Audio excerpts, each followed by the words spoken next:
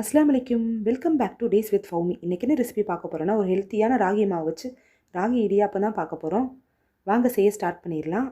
இப்போ இதுக்கு தேவையான அளவு மாவு எடுத்து வச்சுருக்கிறேன். உப்பு, தேங்காய் எண்ணெய். இப்போ 2 கப்பு ராகி மாவு, 1 கப்பு அரிசி மாவு எடுத்துருக்கிறேன். உங்களுக்கு அரிசி மாவு தேவையில்லைன்னா ஸ்கிப் பண்ணிடுங்க, ஃபுல்லாக ராகி மாவுலேயே செய்யலாம். இப்போ இந்த மாவுக்கு தேவையான அளவு உப்பு சேர்த்துட்டு நல்லா மிக்ஸ் பண்ணி விட்டுக்கலாம். இப்போ நல்லா மிக்ஸ் பண்ணியாச்சு. இப்போ இந்த கப்பில் 3 கப்பு மாவு எடுத்துருக்கேன். இப்போ 3 கப்பு தண்ணி எடுத்துக்கணும். 1க்கு 1 1 கப்பு மாவுக்கு 1 கப்பு தண்ணி, கரெக்டான மெஷர்மெண்ட்டு நோட் பண்ணிக்கோங்க. இப்போ சைடில் தண்ணியை நல்லா கொதிக்க வைக்க வச்சுருக்கிறேன். இப்போ தண்ணி நல்லா கொதிக்கணும். நீங்கள் எந்த கப்பில் மாவு எடுக்கிறீங்களோ அதே கப்பில் தண்ணி எடுத்துக்கோங்க. 1க்கு 1. இப்போ தண்ணி நல்லா கொதிக்குது. இப்போ அடுப்பு ஆஃப் பண்ணிவிட்டு தண்ணி இந்த ஆவி அடங்கினதுக்கப்புறம் நம்ம ஒரு கப்பாக தண்ணி சேர்த்து நம்ம பிசைஞ்சு எடுத்துக்கலாம். இப்போ ஃபஸ்ட்டு 1 கப்பு சேர்த்துக்கலாம். சேர்த்துட்டு நல்லா மிக்ஸ் பண்ணிவிட்டு அடுத்து ஒரு கப்பாக சேர்த்து மொத்தம் டோட்டலாக 3 கப்பு தண்ணி சேர்த்துருக்குறேன் 3 கப்பு மாவுக்கு. இப்போ நல்லா மிக்ஸ் பண்ணியாச்சு. இப்போ பார்க்குறதுக்கு ஸ்டிக்கியாக இருக்கும். கொஞ்சம் ஒரு 5 நிமிஷம் ஊறணும் மாவு. அதனால் மேலே லேசாக தேங்காய் எண்ணெய் அப்ளை பண்ணிவிட்டு மூடி போட்டு ஒரு 5 நிமிஷம் ரெஸ்ட்டு விட்டுடலாம். 5 நிமிஷம் கழித்து நம்ம பிழிய ஆரம்பிச்சிடலாம். இப்போ 5 நிமிஷம் ஆயிடுச்சு. நல்லா ஊறிடுச்சு பாருங்கள் மாவு. நல்லா சாஃப்டாக இருக்கும் ஊறுனா. இப்போ மாவு நல்லா செட் ஆயிடுச்சு. இப்போ இடியாப்ப உருளை எடுத்து வச்சுருக்கிறேன். இப்போ இந்த இடியாப்ப உருளையில் ஆயில் அப்ளை பண்ணிக்கலாம். தேங்காய் எண்ணெய் அப்ளை பண்ணிக்கலாம் ஃபுல்லாக. அப்போ தான் இடியாப்ப உருளை ஒட்டாது, மாவு ஒட்டாது. சைடில் நான் இட்லி பாத்திரத்தை தண்ணி ஊற்றி வேக வைக்கிறதுக்கு தண்ணி ஊற்றி வச்சுருக்கிறேன்.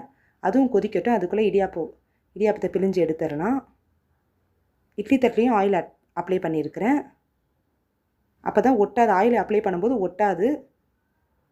கோகோனட் ஆயில் அப்ளை பண்ணிக்கோங்க. நல்லா வாசமாக இருக்கும். இப்போ கொஞ்சம் கொஞ்சமாக மாவை சேர்த்துட்டு நம்ம பிழிஞ்சு எடுத்துடலாம். பாருங்கள், இதே மாதிரி பிழிஞ்சுக்கோங்க. ரொம்ப மாவு நல்லா ஹார்டாக பிசைஞ்சிடாதீங்க. கொஞ்சம் லூஸாகவே பிசைஞ்சுக்கோங்க. அப்போ தான் நல்லா சாஃப்டாக இருக்கும் இடியாப்பம்.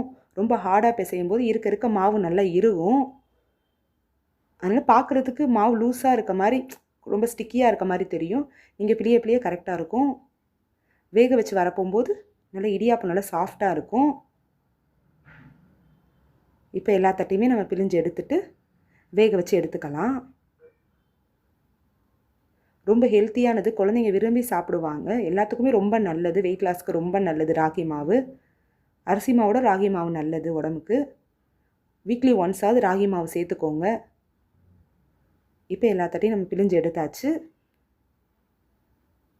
இப்போ நம்ம வேக வச்சு எடுத்துக்கலாம். இப்போ தண்ணியும் நல்லா கொதிச்சிருச்சு. இப்போ 1 பை 1 தட்டை வச்சு மூடி போட்டு வேக வச்சு எடுத்துக்கலாம். இந்த இடியாப்பம் வேகிறதுக்கு கரெக்டாக 5 to 7 மினிட்ஸ் தான் ஆகும். சீக்கிரம் வெந்துடும் இடியாப்பம். இப்போ பாருங்கள், இடியாப்பம் நல்லா வெந்துருச்சு. இப்போ வெந்ததுக்கப்புறம் ஆவி அடங்கினதுக்கப்புறம் 1 பை 1 நம்ம எடுத்துடலாம். இப்போ சூப்பராக இடியாப்பம் ரெடி ஆயிடுச்சு. இது ரொம்ப உடம்புக்கு ரொம்ப நல்லது. கண்டிப்பாக எல்லோரும் விரும்பி சாப்பிடுவாங்க. இந்த இடியாப்பம் குருமா கூட சாப்பிட செம்ம டேஸ்ட்டாக இருக்கும். இல்லைனா தேங்காய் பால் நாட்டு சக்கரை தான் இதுக்கு பெஸ்ட்டு காம்பினேஷன். கண்டிப்பாக ட்ரை பண்ணி பாருங்கள். இது மாதிரி ஒரு தடவை செஞ்சு பாருங்கள். கண்டிப்பாக வீக்லி ஒன்ஸ் செஞ்சுருவீங்க. இப்போ பாருங்கள், இடியாப்பம் எல்லாம் ஒன்றோட ஒன்று ஒட்டாமல் சூப்பராக வந்திருக்கு பாருங்கள். தட்டில் கூட ஒட்டலை பாருங்கள். நம்ம ஆயில் அப்ளை பண்ணனால தட்டில் ஒட்டலை. இப்போ எல்லாத்தையுமே எடுத்தாச்சு. இப்போ சூப்பரான சாஃப்டான ராகி இடியாப்பம் ரெடி ஆயிடுச்சு பாருங்கள். நல்லா ஆவி பறக்க சூப்பராக சாஃப்டாக இருக்கும். கண்டிப்பாக இது மாதிரி ட்ரை பண்ணி பாருங்கள். இந்த வீடியோ பிடிச்சிச்சுன்னா லைக் பண்ணுங்கள், ஷேர் பண்ணுங்கள், சப்ஸ்கிரைப் பண்ணுங்கள். அஸ்ஸலாமு அலைக்கும்.